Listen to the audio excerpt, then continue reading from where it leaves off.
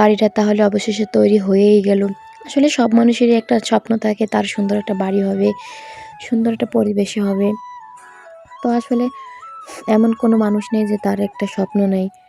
তো একটা স্বপ্নের বাড়ি তৈরি করতে যে তার পেছনে কত পরিশ্রম থাকে শুধু যে করে সেই জানে। তো অন্য কেউ তো হয়তো দেখে একটু চোখের আনন্দ পায়, এই আর কি।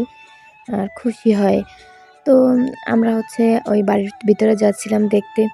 তো এই বাড়িটা এত সুন্দর পরিবেশ, মানে এত সুন্দর পয়েন্ট একটা বাড়ি যদি কারো মনে করো আমার মনে খুবই স্বপ্ন বা আমার সবসময় এরকম নিরিবিলি পরিবেশ এত পছন্দ যে এরকম পরিবেশে আমার একটা ঘর থাকবে, চারিপাশে শুধু সবুজ আর সবুজ থাকবে। তো এই বাড়িটা হয়েছে আমার স্বপ্নের ঘরের মতো একটা ঘর, মানে পুরোই সুন্দর, অনেক সুন্দর। তো এই বাড়ির ভিতরে ছিল ৩টা বেডরুম, একটা কিচেন, তারপরে হচ্ছে ওয়াশরুম ছিল। তো এই পাশের প্রকৃতি হচ্ছে আমার বেশি আকর্ষণ করছে এই ঘর থেকে, কারণ ঘর তো সে আজব কালক দিতেই পারবে, কিন্তু সবারই স্বপ্ন থাকে যে সুন্দর একটা ঘর দেবে।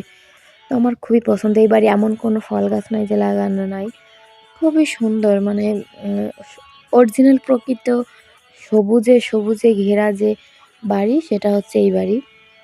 চারিদিকে সুন্দর সুন্দর গাছ লাগানো। তো এই বাড়িটার কাজ প্রায় কমপ্লিটের দিকে, ভিতরের কাজও যা দেখলাম সব শেষ, শুধু মনে হয় উপরের প্লাস্টারটা দিলে হয়ে যাবে আর ফার্নিচার উঠানো বাকি। তো এই দেখো আমাদের দেখা টাকা শেষ, আমার মেয়ে হচ্ছে চলে আসতেছে।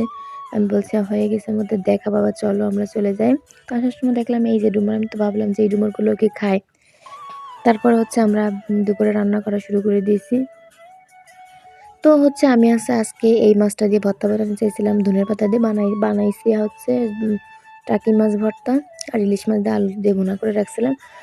তো আমার কাছে শুকনো মরিচের গুঁড়ো ছিল না, যার কারণে হচ্ছে আমি কাঁচা ঝাল বাইটে তারপরে হচ্ছে মশলা দিয়েছিলাম। আর রসুন টসুন জিরা টিরা বাড়ি নিয়েছিলাম সব একসাথে।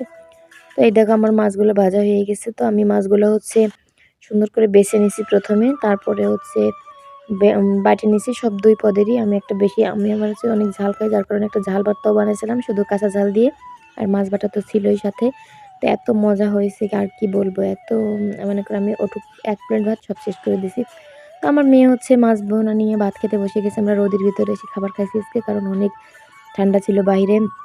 ঘরের ভিতরে, বাইরে যদিও প্রথমে ছিল একটু রোদ ওঠার পর একটু গরম হয়েছে, কিন্তু ঘরের ভিতরে অনেক ঠান্ডা লাগতো, যার কারণে আমরা রোদে যেয়ে বসছি। গ্রামের এই সুবিধাটাই কিন্তু আছে যে মনে করো ইচ্ছা হলেই বাইরে যেয়ে তুমি একটা পাটি টাটি বিছাইয়া বা টুলমুল নিয়ে যে বসে থাকতে পারবে, কিন্তু শহরে কিন্তু ওরকম নেই, যে হয় ছাদে যেতে হবে, তা না হয় বাসার ভিতরে শীতের জমে থাকতে হবে।